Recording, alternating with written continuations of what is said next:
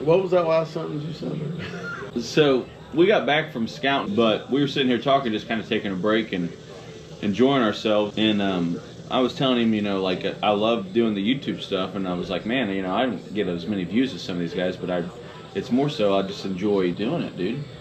Like have a love for it. And I was telling you, like the old heads, man, like some of the older generation that can't get out and do it.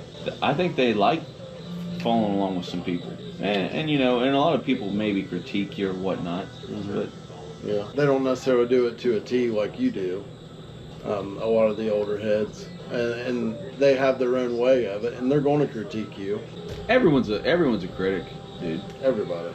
You don't have to worry about people thinking you're a genius at trapping. I don't think I'm a fucking genius at trapping. Right. People think I do. Yeah. But, I have an opinion. Well, it's just conversation. I have a very strong opinion about shit. Mm-hmm. So, when I say something to people and I stand by it, like that one time, it was like some dude was like saying like this fox or this canine worked a set for like almost 40 minutes.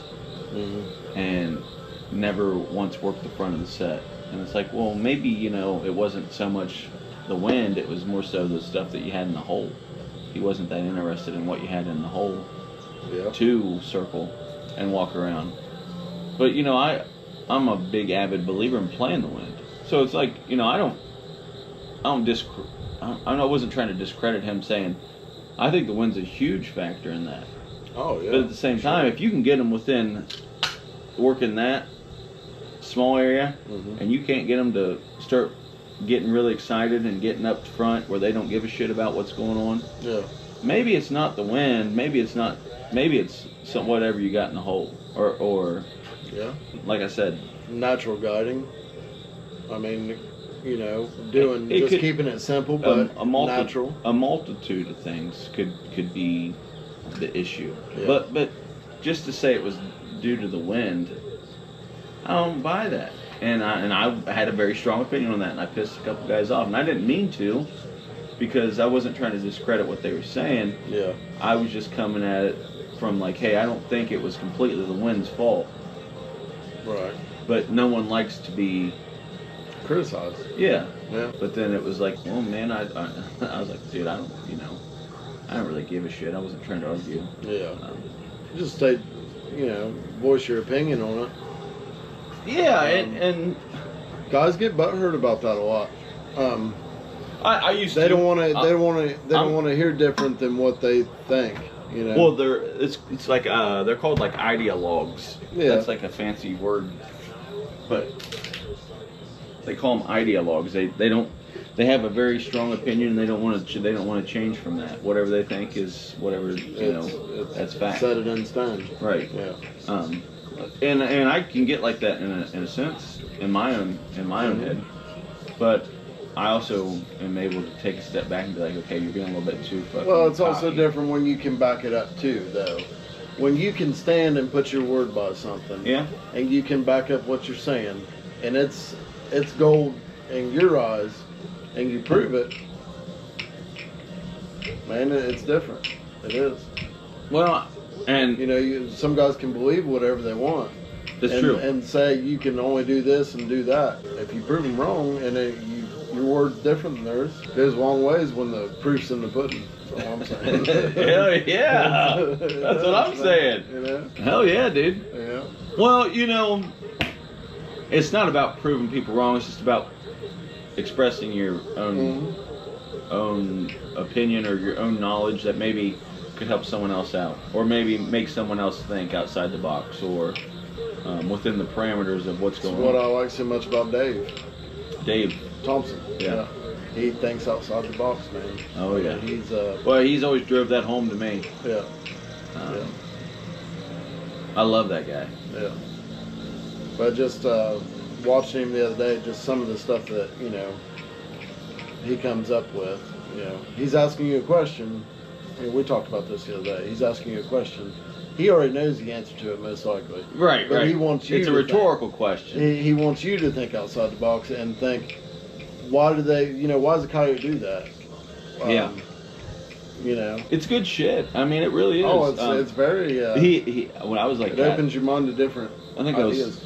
I think I was 13 in the 8th grade, and I was up at his house, and I used to just practice putting sets in at his house. Hey, Dave, what do you think of this? What do you grade this on? You know, do you think this is a good set? Oh, yeah, it looks all right. It looks okay. You know, looks good. He's like, what do you think about it? I'm like, I don't know. I think it'll catch something, you know. And he's like, okay, well, you want to go put it, you know, put it in practice, see how you do? He's like, you know, I'm not going to send you out, you know, with you going out with complete shit. But he's like, it looks okay. He's like, well, let's see what you can do with it. Yeah. And then it was like, okay. And then you start watching him. You start watching other guys at demos. You start watching videos that you're buying. You know, whether it was like buying the old school videos like Bob Wynn, O'Gorman stuff, or then, you know, getting into the newer school stuff like Matt Jones and Clint Locklear and like those guys. Yeah. You see a whole like transition of A, B, C, and D all work, but everyone has their own little kind of flavor, taste. Yeah. It's a great thing about it. Yeah, and that's what I love is like you can trap one way and be successful. I can trap one way and be successful, but we can both have like differing opinions on coyote behavior. Travel ways, patterns, this and that. You know, is there a superior, supreme method? Maybe, and maybe O'Gorman was the one that documented that the best. Yeah. And that's why I think he is noted as probably one of the kings of coyotes. And I think he's going to go down in history as probably one of the, if not the king of coyotes. Yeah. In my opinion, I think Bob Wynn is phenomenal. Like, huge admiration for him. Now, where's he from? He's from Indiana. Indiana. But he has trapped, he's had years where he's trapped, you know, 1,300 fox out west, come home, trap another 7 to 1,000 fox back here in Indiana when you could do it. When you could move fur from state to state, live market. Oh, okay. And he's selling it all live market. And it's like, okay, and then he's collecting urine, then he's doing this, and then he's collecting pin scrapings. And it's like, okay, wow, he's got his own little kind of niche industry that are going on. Yeah, but he's also boots on the ground, hardcore. Putting in the work. Yeah. He's not afraid to, and he's not afraid to go by himself. He's, you know, not afraid. Went with his wife and family, I think, a lot, but no bullshit. And he's an ideologue. What he thinks, because he's been there, done that. He's seen this, that. He's trapped sloppy ground, muddy ground. It goes back to the proofs in the pudding. Right. What works for him works. Right. And so, like, you know, I don't refute any of his stuff that he says. Yeah. I just take it, put it into like a memory bank. Yeah. And then reference off of that. You know, write it down. So I owe those guys a lot. You know, Thad, Dave, Bob. Thad was I was pleased to meet Thad, man. He was a really cool dude. He's a very very nice guy. Yeah, very. And very well spoken. Yeah, he has that. And I know he lived up here, right? Right. But he has that Tennessee hospitality, I should say. You go south and there's a lot of hospitality. Oh yeah, he's a killer dude. Yeah. Well, he brought me those snares up. The Eric Space, and then he brought me up some cable and kind of gave me like links and dimensions, showed me what the loops kind of need to start looking like. Yeah. But he's like, look, dude, he's like, I haven't loaded one of these in years. Yeah. And I asked him to do a demo.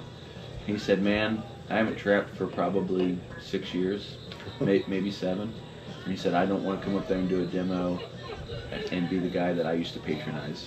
Yeah. You know, the guys that came in that didn't really trap. Yeah. And he's like, and this year he told me before he left, and I'm gonna hold you to it, Thad. But he said I'm gonna put some steel in the ground this year, and he said, you know, awesome. he said maybe next year I'm gonna come up with a pretty good demo to do up at the cookout. And so I hope, yeah, man. I hope he does. Well, and you know the thing too, dude, with the cookout, it's like I want not just trappers to start coming, but I want like all outdoorsmen, turkey hunters. You know. Because this isn't a state sanctioned, this isn't an Ohio State Association, state like organized, anything like that. This is what we do. Yeah. And I would like to have some guys coming in and talking about doing some turkey calling, talking about doing some, deer setup, Yeah. deer strategy, and then even maybe going into like waterfowl or something. Yeah. So maybe having those three. I don't really want to have any of the predator calling coming in, just because I think that's a direct competitor with traffic. Oh, sure is. But that's been like the future goal, is to eventually grow it into like an all outdoorsman The outdoor world. function Yeah. or cookout get together. Because that's kind of what Bob had at his place. Well, he used to have a cookout, and he would Oh, he did. have guys that would, they'd be outdoor, like wildlife officers or something, Yeah. or they would be Just an enthusiast. doing like Oh. wanting to go out and hunt like mushrooms, whether it be like just hunting morels or anything up to. Just say that booty non-stop when the beat drop. Just get drunk up, percolating. Want to see you get life on the rhythm of my ride. Alexa, stop. Okay, so this trap was ran over by either it was a bush hog or some type of small tractor. It's still operational. Everything about it is still pretty functional, but it's bent. It has been bent to the side, and I want to try and get it straightened back out. So that's just hang tight. That's what we're going to do. Okay, so it's tilted this way, if you can tell. So the thing I want to do is I want to try and, it took me a minute to realize, but you want to put something under this because it's going to want a bow on it. Everything's pretty much sitting in true form right now. All I have to do is take and crank this and then crank that. So just pivot it this way, pivot it that way. And I just have to get another metal rod to do that. So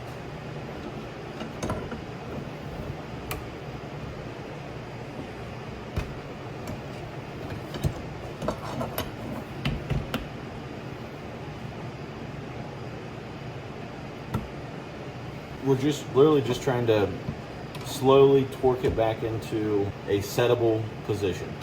So it has the actual pan tilting up. What I'm going to try and do is put this rod underneath of it and then push down on it.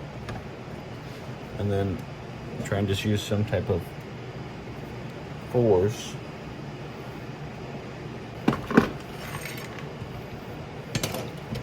And then let's see if it's let's just see if it's settable. Kind of see where it's at.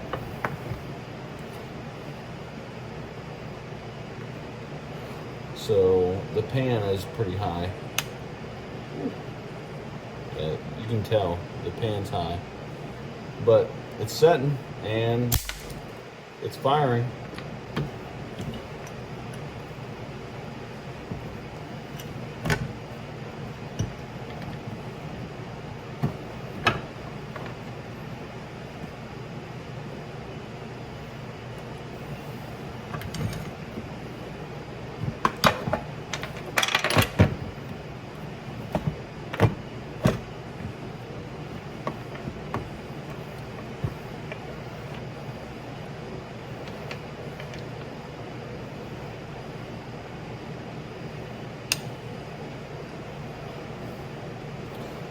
Now she's setting flat as a pancake, baby. Will she fire? Oh yeah, hell yeah. So we got both these traps back in reusable condition. Phenomenal, in my opinion.